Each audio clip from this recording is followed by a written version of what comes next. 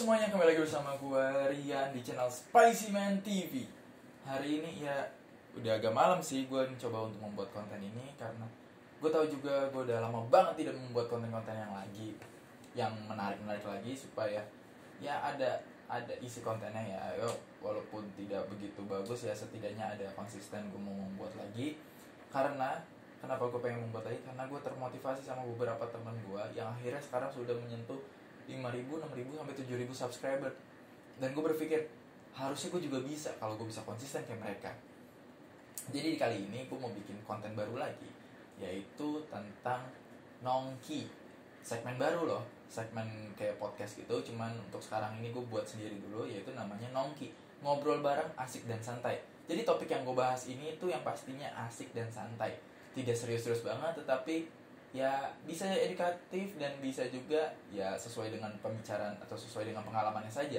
Tapi sebelum kita lanjut ke dalam isi videonya, gue mau ngingetin juga untuk kalian tetap menjaga protokol ya, karena walaupun COVID ini sudah mulai reda, tapi tetap kalian harus tetap bisa untuk menjaga protokol-protokol yang ada ya, supaya kasusnya tidak meningkat lagi dan tetap nol ya. Nah, kalian tahu kan ada yang berbeda dari gue? Ya, ada yang berbeda. Gue habis potong rambut, karena ini gue bikinnya udah di hari esoknya dan udah agak pagian. Berarti kemarin gue potong rambut supaya agak kelihatan lebih rapi aja gitu. Jadi ya orang juga ngeliatnya enak lah, nggak kelihatan aduh berantakan banget. Ya karena gue juga jarang beresin rambut sih, karena ya mager. Niatnya sih pengen beresin, cuman tapi ya taulah sendiri, gue agak orangnya mageran kan. Makanya ini gue berusaha niatin untuk bikin konten untuk lo semua yang baru, yaitu nongki. Kenapa gue bikinnya di backgroundnya kayak begini, nggak di belakang komputer gue lagi dulu? Ya karena sementara untuk beberapa video ke depan gue bakal di sini karena settingannya udah lebih bagus. Karena di meja komputer gue juga agak berantakan dan belum gue beresin. Ini juga tadi gue niat-niatin untuk beresin bagian tempat biar gue bisa ngerekam, yaitu di sini. Jadi gue biar agak niat dikit lah, gue beresin biar agak lebih rapi. Jadi satu posisi ini tuh agak bersih lah, jadi bisa gue pakai buat ngerekam atau ntar mau main musik bareng sama teman gue nggak tahu juga ya, pokoknya biar bisa buat berkarya gitu. Terus gue di sini juga sambil nge-vape, jadi kita ngobrol santai aja, membahas topik-topik yang kalau sekarang sih mungkin topiknya tentang dari pengalaman gue pribadi. Materinya itu yang mau gue bawain adalah bullying ya. Kita masuk ke segmen yang baru, yaitu nongki. Ngobrol bareng, asik dan santai bersama gue Rian di Spicy Man TV.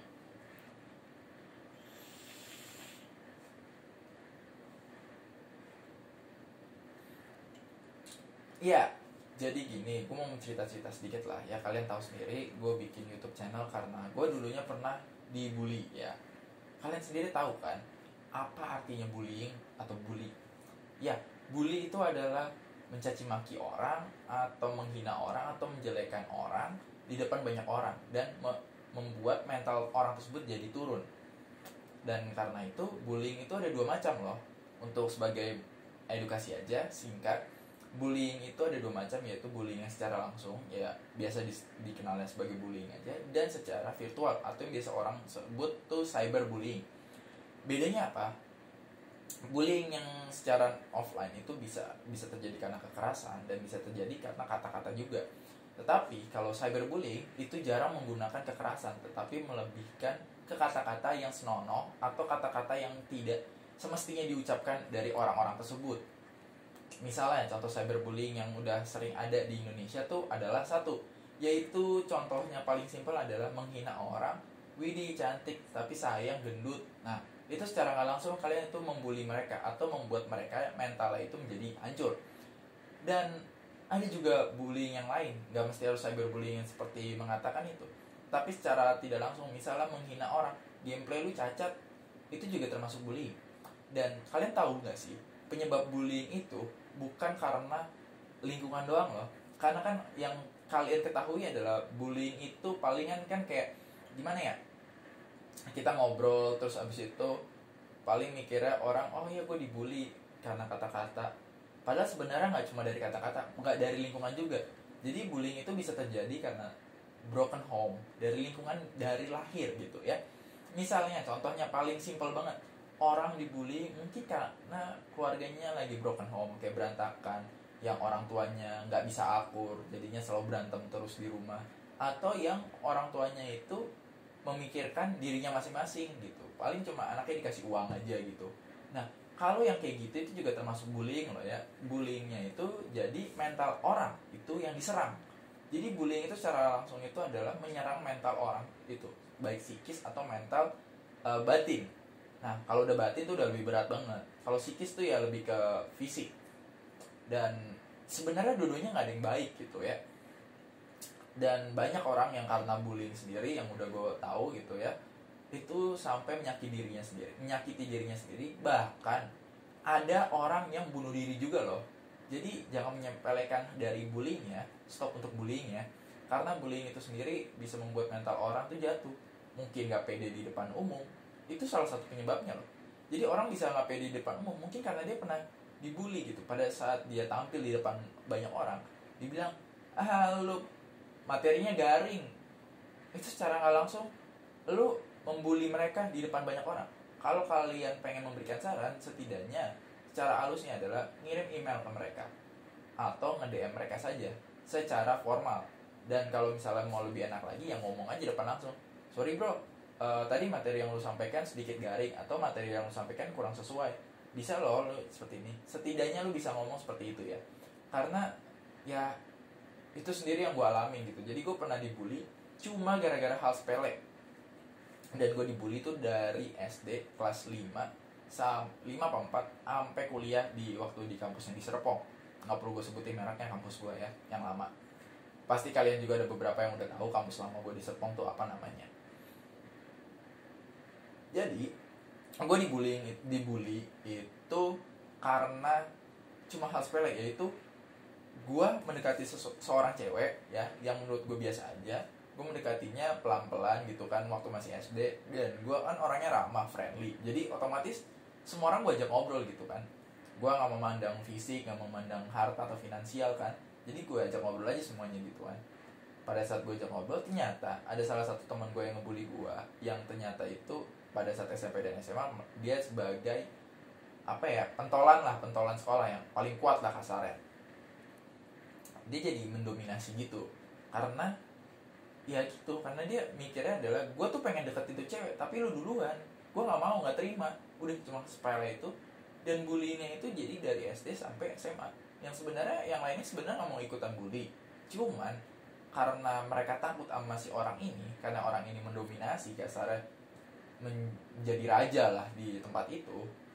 Ya mau gak mau mereka ikutan. Tapi sebenarnya di belakang itu ya mereka gak, sebenarnya kalau gak ada si orang ini mereka gak ngebully-bully banget. Ya paling ujung-ujungnya cuma cuekin doang. Ya cuekin mah wajar lah, setiap orang pasti punya sifat dan sikapnya sendiri lah masing-masing. Kita nggak bisa menentukan. Tapi setiap dia depan orang ini, dia tuh selalu ngebully gue. Itu pengalaman gue. Bullyingnya tuh awalnya cuman sebagai kata-kata doang ya. Kata-kata doang ya, buat gue sih kayak jelek lu, goblok lu, tolol lu, jadi orang nggak becus, mati aja lu. Ya kalau buat gue ya, karena gue udah ngelewatin yang hampir 10 tahun ya, atau malah lebih, gue nggak tahu juga. Ya buat gue sih biasa aja, karena gue udah mengalaminya gitu ya. Jadi buat gue kayak ya elah, baru dibully kayak gitu kata-kata doang, buat gue nggak masalah. Gue nggak bakal depresi cuma kata-kata doang. Tapi yang bikin gue kesel waktu itu tuh di SMA itu, gue ampe bayangin ya, gue ampe dihajar, ditonjok, digebukin gak sih, tapi ampe disabet pakai gesper. Wah itu parah banget. Bullying yang udah mulai parah tuh yang kayak gitu. Dipikirnya kita diemin aja mereka capek, ternyata enggak. Kita diemin dia malah makin jadi-jadi. Kita mau stand up, kadang-kadang lingkungan kita sendiri lah yang kayak gimana ya, nggak sesuai juga. Kayak misalnya gue waktu itu, gue bukannya pengadu orangnya ya, cuma namanya kita memanfaatkan fasilitas. Dan gue sekolahnya di sekolah swasta, otomatis kan gue memanfaatkan fasilitas yang ada dong.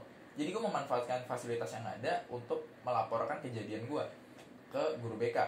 Pada saat gue laporin ke guru BK gue tuh bilang iya aja. Gue minta tolongnya seperti ini sebenarnya, Pak, tolong dong Pak, ketemuin orangnya biar ya bisa diomongin baik-baik. Tapi kalau bisa Bapak datang ke kelasnya ya, terus ngomong, nanyain pelan-pelan aja. Tapi tau nggak apa yang terjadi? Dia, si guru ini kan gue waktu itu di SMA itu ada di kelas lantai 4 di ruangan komputer lah. Gue lagi di ruangan komputer dan itu ada orang yang ngebully gue dari cutting gitu, ada di situ. Dan dia lagi pelajaran kayak seni gitu, lagi di luar gitu kan, di luar kelas. Nah, si guru ini datang lah, nanya, halo semuanya, ya kenapa pak? Ada yang kenal si A, si R ini nggak di mana? Wah, gue langsung kesel dong. Maksudnya, kan gue bilangnya untuk ngomong datangin ke tempatnya pelan-pelan. Nggak sesuai dong, nggak sesuai dengan komitmen. Makanya dari situ gue mulai nggak percaya namanya guru BK. Karena apa? Gak ada guru BK yang bisa dipercayai. Toh kita ngomongin seperti A, jatuhnya B. Kan jadi kayak kita mengadu dombakan antara si guru BK sama si yang ngebully kita. Secara nggak langsung yang ngebully kita jadi makin ngebully dong. Ya nggak sih gitu. Dan itu pun terjadi banyak banget hal-hal bully gue. Kayak misalnya gue pernah juga dibully dari kata-kata yang ampe bener-bener bikin gue sakit hati. Ya oke lah, buat gue nggak masalah. Jadi prinsip gue tuh cuma satu. Kalau di dalam kelompok gue ya kan dulu lah SMA pasti ada yang namanya geng-gengan gitu ya. Kalau di kelompok gue tuh yang penting satu, lu boleh ngata-ngatain gue, lu boleh gebukin gue, lu boleh hajar gue sepuas lu, tapi lu hajar atau ngata-ngatain temen gue aja sekali, gue bunuh lu. Gue bikin komitmen gitu ke semua teman-teman gue yang ngebully gue. Gue bilang kayak gitu. Makanya mereka nggak ada yang berani untuk ngebully teman-teman gue. Karena beneran. Dan jadi waktu itu ada sempet dia ngebully, menghina dikit teman gue tonjok orang itu sampai pingsan. Dan itu dia beneran pingsan. Beneran. Jadi dia istilahnya kayak ngatain temen gue sampai teman gue nangis. Terus ya udah, gue samperin kelasnya, gue tonjok orangnya langsung, jebret. Gue masuk ruang BK, gue masih ingat banget, gue tonjok orangnya pingsan sekali langsung. Ya bukannya gue mensombongkan kekuatan, tapi jangan pernah kalian takut untuk stand up gitu. Karena mereka tuh nggak tahu sebenarnya lu punya kekuatan tau nggak gitu. Selama lu nggak pernah membuka pembicaraan, membuka untuk mulai hal yang baru yang supaya bisa mereka tidak, istilahnya tidak kayak gimana ya, supaya mereka tahu lu sebenarnya bisa stand up untuk berbicara tentang kejadian apa yang lu pernah lakukan, itu bisa. Sebenarnya lu bisa dan lu punya kekuatan, cuman lu karena takut aja. Gak usah takut lu dikeroyok, setidaknya lu puas lu dalam hajar mereka. Karena mereka tuh sebenarnya nggak bakal berani. Kalau misalnya lu udah pernah gebukin mereka sekali aja, mereka nggak bakal berani lagi kok. Dan itu gue buktiin waktu di kelas 12. Gue waktu itu ngelakuin itu dan beberapa anak itu nggak ngebully lagi. Ya walaupun emang ada, cuma tapi ya nggak semuanya bakal ngebully lagi. Jadi kayak mereka, anjir ini anak kuat juga ya sebenarnya. Gitu, lo harus stand up man. Bullying itu yang gue tahu ya, bullying itu nggak mesti harus dengan kata-kata juga. Yang baru gue ingat nih, salah satu bullying adalah pelecehan seksual. Itu juga bullying. Kayak misalnya catcalling. Catcalling itu sebenarnya secara nggak langsung lo ngebully si cewek, mental si cewek ini. Kita kan nggak tahu sebenarnya cewek ini kenapa berpakaian seksi. Siapa tahu dia habis stres gitu kan dari keluarganya. Ya udahlah, gue pakai pakaian seksi buat menghibur diri. Kan kita nggak tahu. Tapi kita malah catcalling mereka, malah bilang ih cewek seksi banget. Nggak semua cewek itu mau dikatain seksi loh. Nggak semua cewek itu mau juga dibilang cantik karena pakaian terbuka. Nggak mau. Mereka cuma mau dihargain aja saat mereka mau berpendapat, saat mereka mau meluapkan isi hatinya mereka. Makanya mereka melakukan hal-hal seperti itu, kayak seni gitu. Jadi menurut gue itu hal yang biasa aja gitu. Jadi harusnya itu janganlah orang-orang yang pakai baju seksi itu dianggap ih senonoh dan lain-lain. Kalian juga harus mikir lah. Makanya gue bilang biasa aja ya, kalian harus tahu penyebabnya kenapa mereka pakai pakaian kayak gitu. Penyebabnya orang kenapa jadi straightforward kayak, atau yang cewek suka sama cewek atau cowok suka sama cowok, itu juga karena mental. Bullying men. Bullying dalam arti apa? Mereka capek disiksa, dibully mentalnya, sampai akhirnya mereka capek. Ya elah gue sama, misalnya nih cowok, siapa tahu ya cowok ini dibully sama teman-temannya ceweknya, makanya dia suka sama cowok. Yang cewek juga bisa gitu. Kenapa dibully? Ya mungkin dibully sama cowok, makanya bisa jadi dia suka sama cewek. Karena dia tahu aslinya cowok kayak gimana, aslinya cewek kayak gimana. Jadi hal-hal sepele yang mungkin buat kita itu adalah biasa aja, di depan buat mereka tuh sebenarnya bisa berat. Jadi janganlah coba-coba untuk ngebully, karena ngebully itu mentalnya bisa drastis. Gue punya teman gue namanya si si OB, ya singkatan tapi namanya panggilannya OB tapi ada nama panjangnya lah gitu. Si OB ini dia tuh saking suka dibulinya, bulinya dia tuh bukan karena dikata-katain, enggak, tapi dimanfaatin sama teman-teman sekitar. Itu juga bullying. Secara nggak langsung lu dimanfaatin, lu cuma memanfaatkan lah tanpa lu mendapatkan. Sama dong kayak lu dibully mereka senang tapi lu nggak senang, kasarnya gitu, sama aja. Terus dia kayak gitu sebenarnya buat pelariannya kenapa? Karena orang tua di rumahnya sering berantem yang membuat dia jadi, aduh gue bingung nih mau ceritakan sama siapa, ya udahlah ada teman gue walaupun gue harus bayar gitu, kasarnya gitu. Tapi ya dia tahu pada saat dia tidak ada uang, tidak ada teman-teman yang mau datang ke dalam kehidupannya dia gitu. Jadi kayak lu juga harus bisa lah open lah, jangan selalu mikir kayak orang yang ngabisin duit itu bisa jadi orang kaya. Belum tentu. Siapa tahu orang yang emang ngabisin duit karena emang dia butuh teman untuk cerita. Cobalah open ke teman-teman lu sekitar lu. Banyak kok faktor-faktor yang membuat orang-orang tersebut kayak gitu. Gue waktu itu pernah deketin salah satu cewek di kampus yang lama gue. Itu bullying yang gue dapat itu bukan bullying ini, tapi lebih ke keluarga dia. Keluarga dalam arti broken home. Jadi orang tuanya mungkin saking keselnya terus kayak nggak terima bla bla bla dan marahinnya ke anaknya. Secara nggak langsung bullying itu bisa terjadi bukan karena teman tapi dari keluarga juga. Keluarga tidak menghargai atau tidak mengapresiasi apa yang dilakukan sama si anaknya, itu secara nggak langsung lo menghancurkan mentalnya mereka, bro. Jangan kayak gitu. Kalau lo nggak suka sama anak lo, ya lo ngomong baik-baik. Kayak misalnya, oh yang kayak gini salah ya dek, oh yang kayak gini salah ya kak, jangan kayak gini ya, kamu harus ngelakuin kayak gini. Ngomong baik-baik, gak ada yang salah kalau pada ngomong baik-baik kan gitu. Supaya apa? Supaya mental orang tersebut terjaga gitu. Karena teman gue ini tuh si cewek ya, jujur ini cewek cantik gitu, cantik banget, mungkin bisa dibilang disukai sama banyak cowok. Sampai parahnya itu apa, dia jarang pulang ke kos, itu cuma untuk ke clubbing doang atau ke bar doang setiap malam, dan ngabisin itu sampai puluhan juta per hari. Itu kan nggak masuk akal.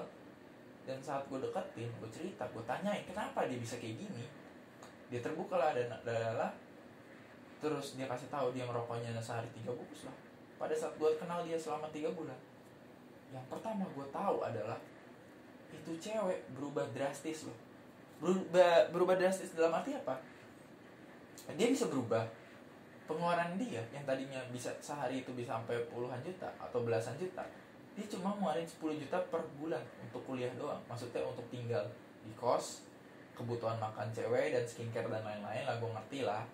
Cuma 10 juta doang. Jadi lebih drastis. Dan ngerokok pun dia berkurang. Yang tadinya cuma bisa sehari 3 bungkus dan 3 bungkusnya Marlboro, sekarang 3 bungkusnya dia cuma 1 bungkusnya atau malah nggak nyampe 1 bungkus rokok yang dia beli gitu loh.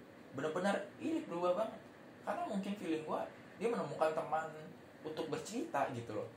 Kalau kita berani untuk terbuka diri untuk menjadikan tempat kita adalah tempat mereka bercerita, mereka bakal berubah kok dengan sendirinya.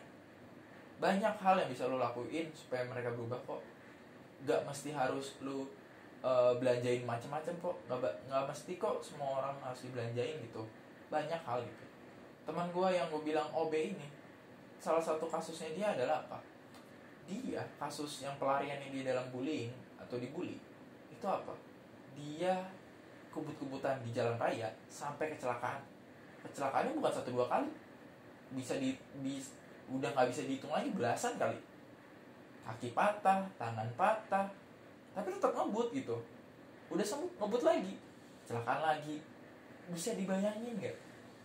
Kita harus bisa terbuka sama orang-orang kayak gitu. Supaya apa? Orang-orang kayak gitu tuh bisa berubah, tahu the value of life, tahu rasanya punya hidup yang baik, punya teman-teman yang suportif kayak gitu. Supaya kita bisa tahu juga lingkungan di luar itu seperti apa.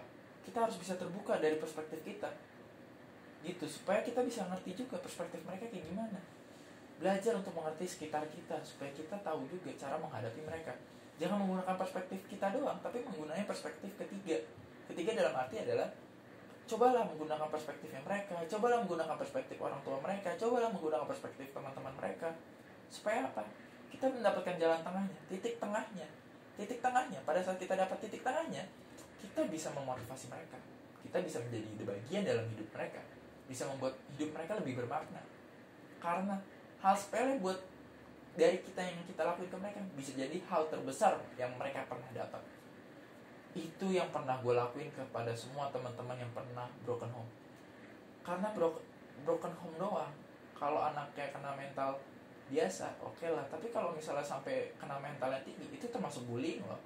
Jadi bullying itu nggak cuma dari kata-kata, mental kekerasan doang.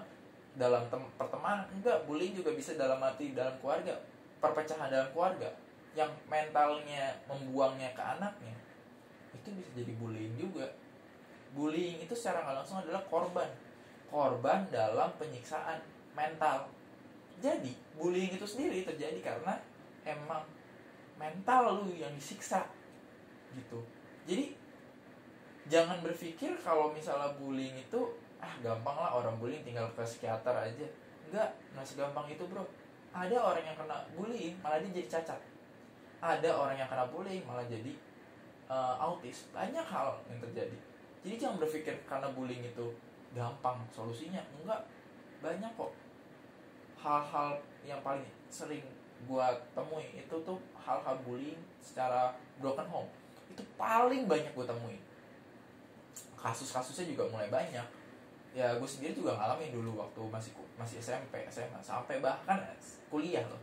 Bayangin, gue di kuliah di tempat yang lama gue, itu mereka ngebully gue. Dan gue tahu orangnya, cuman nggak mungkin lah gue sebutin lah di sini. Ya kapan-kapan aja lah gue sebutin. Tapi pernah dia ngeludahin gue, dan dia mikir dia adalah dominasi di. Halo semuanya, jadi karena tadi ada kesalahan teknis dari dari kamera gue sendiri, jadi tadi ada kepotong.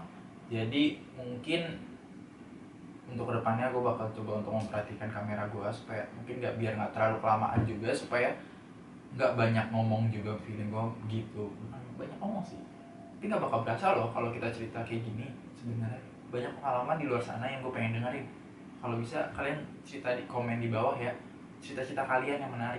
Ntar kalau kalian suka sama podcast kayak gini atau obrolan nongki santai bareng gue bakal banyakin video kayak gini, pengalaman gue, cerita-cerita tentang gue, semua hal. Untuk kali ini topiknya sampai sini dulu. Ntar gue bikin part 2 nya supaya bisa menyelesaikan dari cerita bullying gue dan bullying beberapa orang yang gue kenal. Ya siapa tahu ntar bisa gue ajakin juga salah satu orangnya untuk ikut ngobrol bareng sama gue lah ya. Jadi untuk video kali ini sekian aja dulu. Habis itu jangan lupa untuk subscribe dan juga like, komen, dan share. Kalau kalian suka boleh like, kalau nggak suka boleh dislike, nggak masalah buat gue. Yang penting kalian komen, share, dan nonton kalau bisa. Ya harus nonton lah kalau mau lah. Ya biar mensupport gue, sama nyalakan notifikasi belnya supaya makin gue semangat bikin video baru lagi yang bisa atau menghibur kalian lah. Jangan lupa untuk follow Instagram kami semua di Spicyman TV. Tulisannya SPICYMAN TV. Itu bakal ada gue taruh di description. Jangan lupa follow Instagram gue juga di Riandra Wisnumurti supaya kalian bisa gak ketinggalan konten-konten menarik lainnya yang bakal gue publikasikan di situ. Jadi sampai di sini dulu videonya. Peace out.